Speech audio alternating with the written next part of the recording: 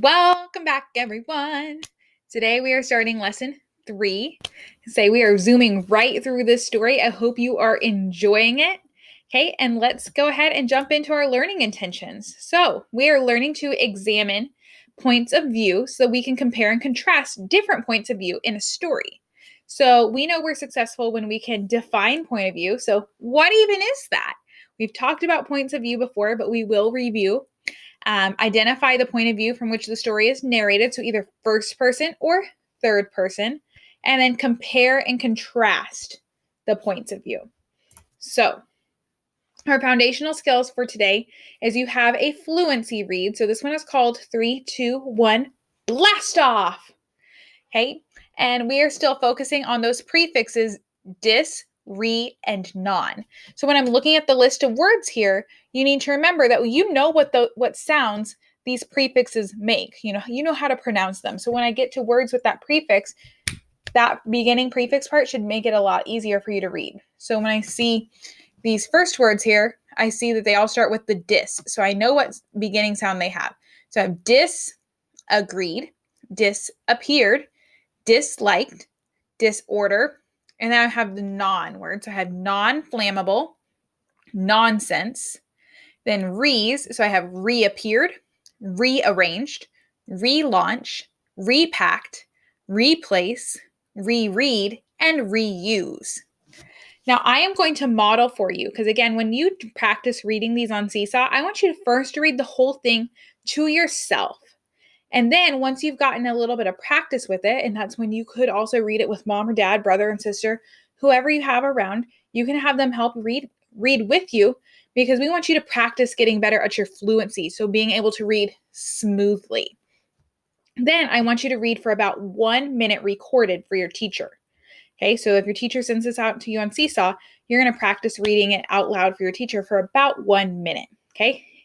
Otherwise, you can always pause the video and practice reading what I have here. And I'm going to model it for you first. So today was the day. Jay and Glendy had been counting down to the launch of their uncle's new model rocket for over a month. As a member of the local rocket club, Uncle Scott had built and launched dozens of rockets.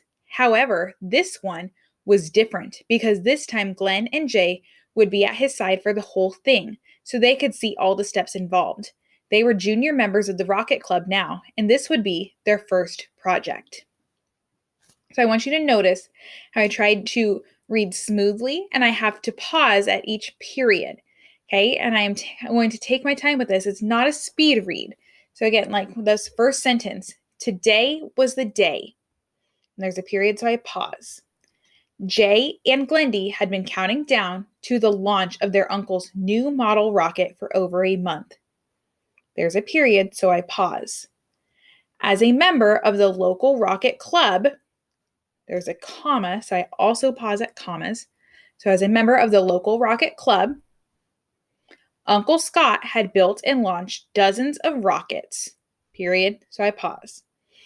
However, this one was different because this time Glendy and Jay would be at his side for the whole thing so they could see all the steps involved.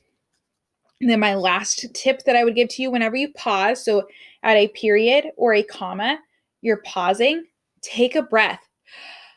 Take a second to breathe. A lot of times I can see fourth graders and they get going and you forget to breathe. You'll say, today was the day Today was the day Jay and Glendy had been counting down to the launch of their uncle's new model rocket for over a month. As a member of the local rocket club, Uncle Scott had built and launched dozens of rockets. However, this one was different because and you just keep going and going and going. You don't pause, you don't stop, and you don't breathe. So make sure that you are stopping to breathe.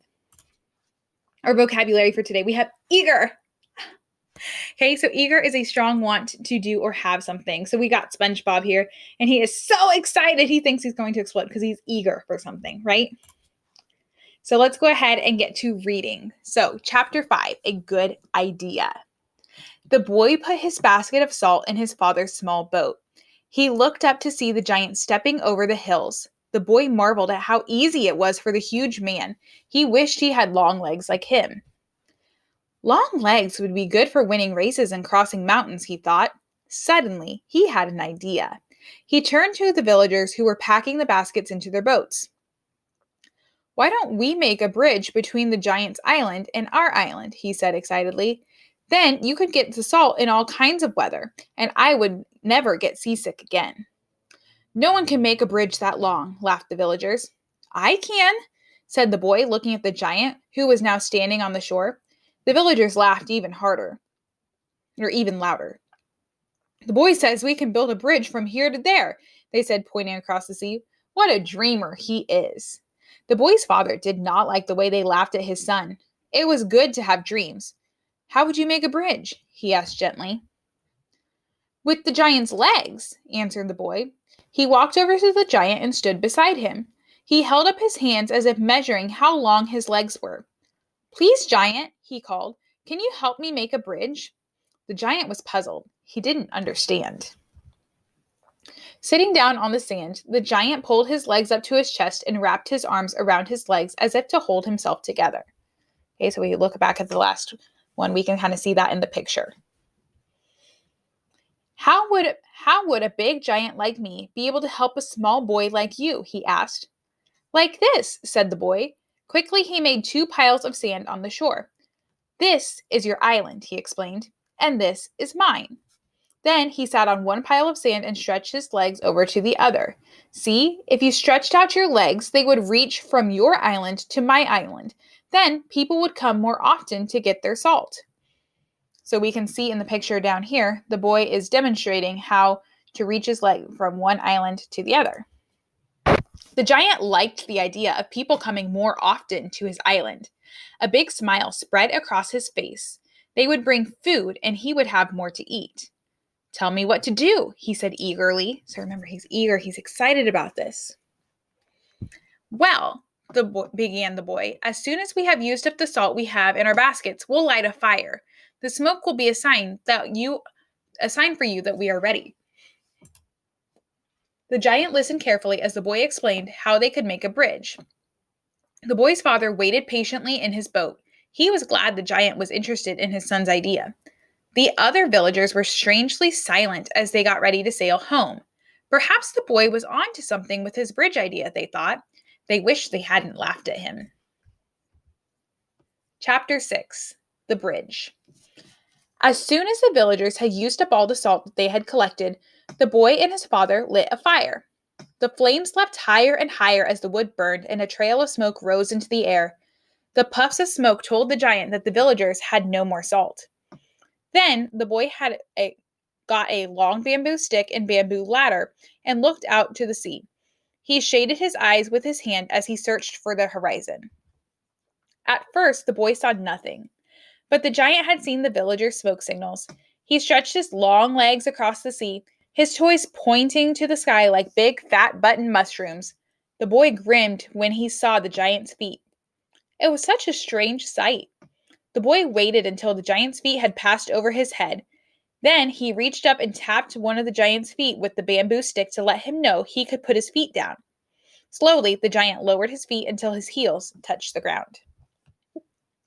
Quickly, the boy put the bamboo ladder up against one of the giant's legs and climbed onto it. He jumped up and down, waving excitedly. It worked, he shouted. We've made a bridge. He hoped the giant could see him. He knew he would feel him jumping up and down. Though I'm so small, I probably feel like a grasshopper hopping on his leg, he thought. He looked down at the villagers who had come out of the jungle and gathered below. The giant's legs make a good bridge. Now we can get salt, whatever the weather, he shouted. Well, what are you waiting for? Let's go. The villagers ran to get their bamboo baskets to put salt in. Suddenly, the boy remembered they needed to take food for the giant. He had seen how disappointed he was the last time when they had none. We must take plenty of food for the giant to thank him for his salt, said the boy. Does anyone have any boiled rice and prawns? I do, said a villager. She ran off to get a tub for the giant. Any dried fish? Asked the boy. We do, said some fishermen. Then, one by one, the villagers climbed up the ladder and followed the boy and his father along the giant's legs across the sea. So our stop and think question. What do you learn about the boy when he asks the villagers to go back and get food for the giant? What does that tell us about him?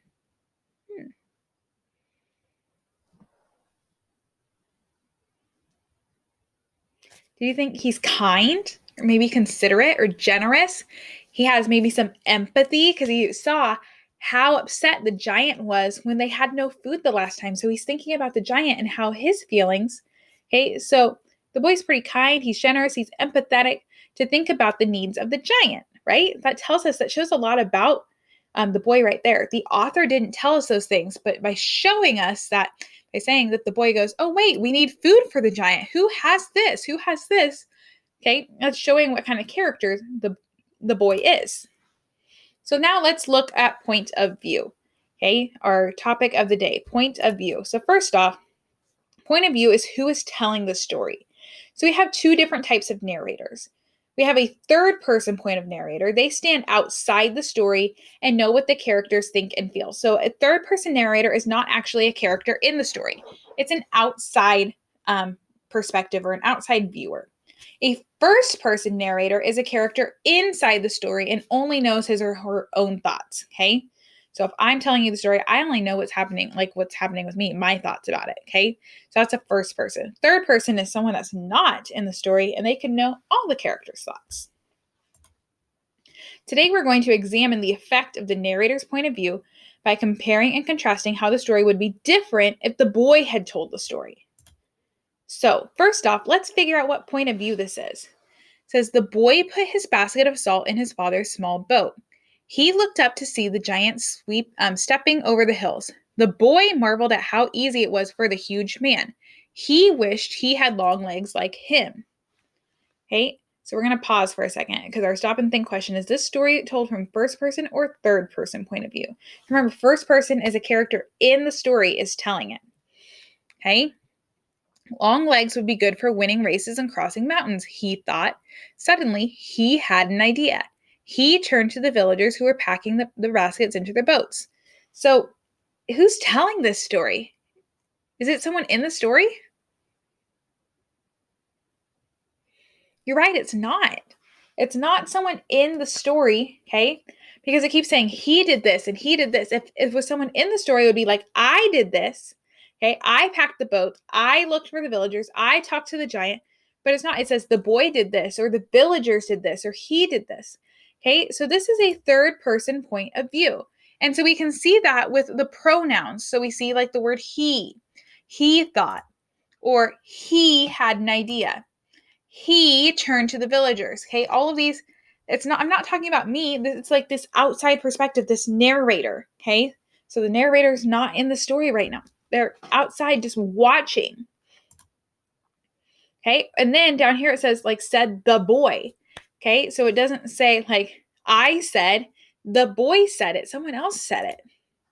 Or the villagers. So it's talking about, well, the villagers did this. So again, we're looking at what are other people doing, and the person telling the story is not involved. But you might say, but Miss Wagers, it says, why don't we make a bridge? Like, I'm involved in we. We includes me. Okay, but we are words like I, and I would never get seasick again. Like the boy was saying, he's like, I would never get seasick again. You're like, but that's including that's when someone's telling their own story. But that's because this is part of dialogue.